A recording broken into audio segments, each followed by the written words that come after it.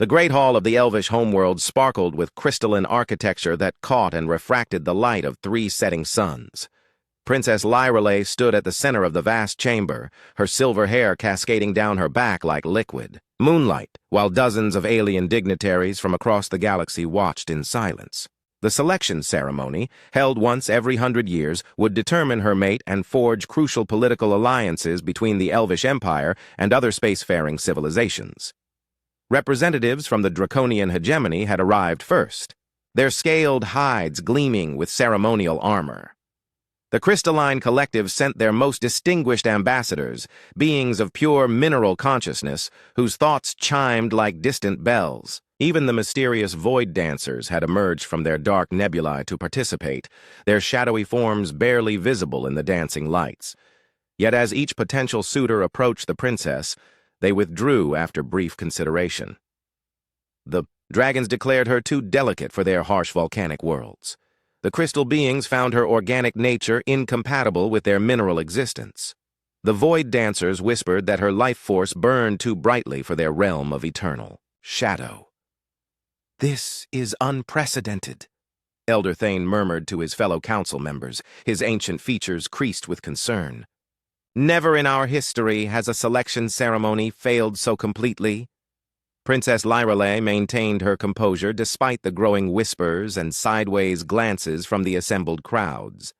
Her people had built their empire on careful diplomacy and strategic marriages, and her failure to secure an alliance would leave them vulnerable to the expanding territories of more aggressive species. Ambassador Kate Morrison watched the proceedings from the human delegation's modest corner of the hall. Humans were relatively new to galactic politics, having only achieved faster-than-light travel 50 years prior. Most elder species, still, considered them curiosities rather than serious players in interstellar affairs. Kate had come primarily as an observer, documenting the ceremony for Earth's xenological archives. "Poor girl," whispered Dr. Emma Foster, the delegation's xenobiologist.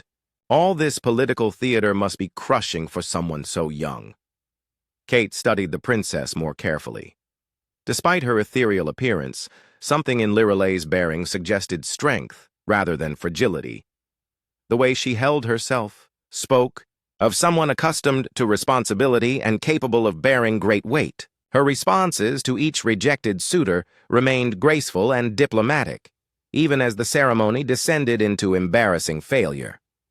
"Perhaps the other species are making a mistake," Kate said quietly.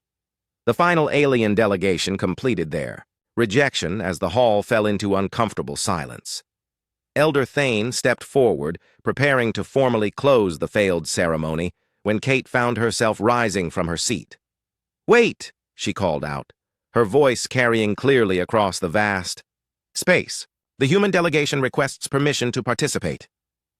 A collective gasp rose from the assembled aliens.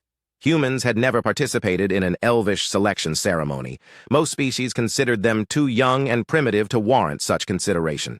Elder Thane's eyebrows rose nearly to his hairline. "Ambassador Morrison, while we appreciate your presence here, humans lack the technological advancement and cultural sophistication typically required for such an alliance." Kate walked steadily toward the center of the hall, her plain diplomatic uniform stark against the elaborate costumes of the alien delegates. "With respect, Elder Thane, perhaps it's time to reconsider what makes a suitable partner for your princess." Princess Lyrelay watched the human approach with curiosity rather than the resignation she had shown to previous suitors. Kate stopped, at the appropriate distance, and offered a respectful bow.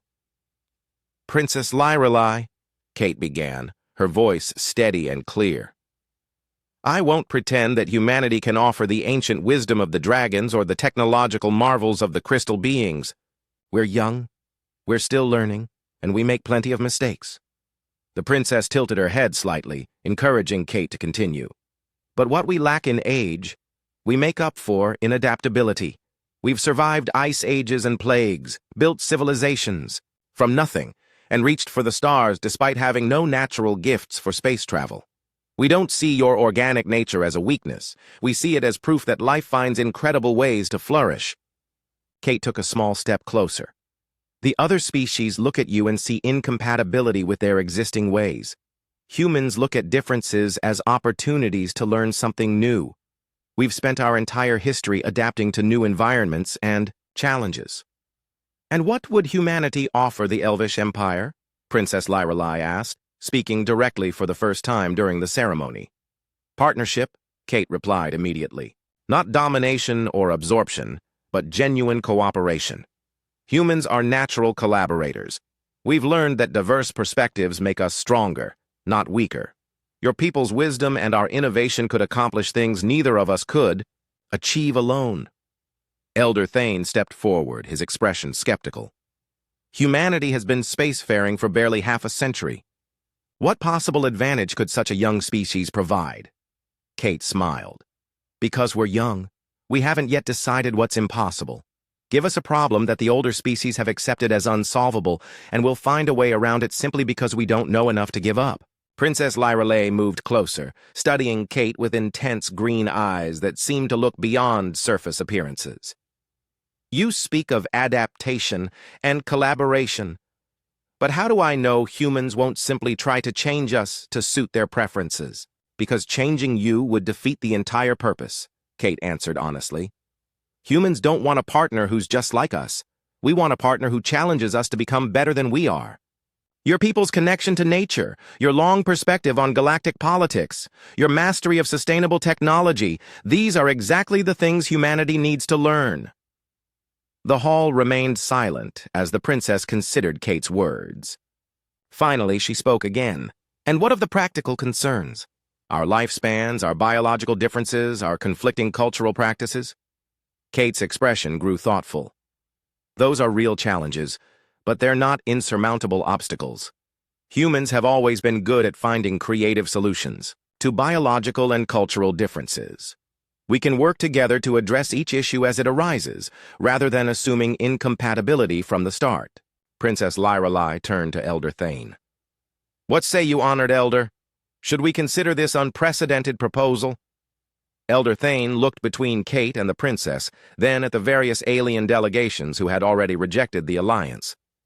After a long moment, he nodded slowly. Perhaps, he said, it is time for unprecedented solutions to unprecedented problems. If Princess Lyrelai accepts, the council will consider the human proposal. Princess Lyrelai extended her hand to Kate, a smile finally breaking across her features. Ambassador Morrison, I believe humanity and the Elvish Empire have much to discuss. As Kate took the princess's hand, the hall erupted in surprised chatter from the alien delegations. For the first time in galactic history, the youngest species had succeeded where the oldest had failed, not through superior technology or ancient wisdom, but through simple recognition that differences could be strengths rather than weaknesses. The selection ceremony concluded with an agreement to begin formal negotiations between Earth and the Elvish homeworld, marking the beginning of humanity's rise as a major diplomatic force in galactic affairs.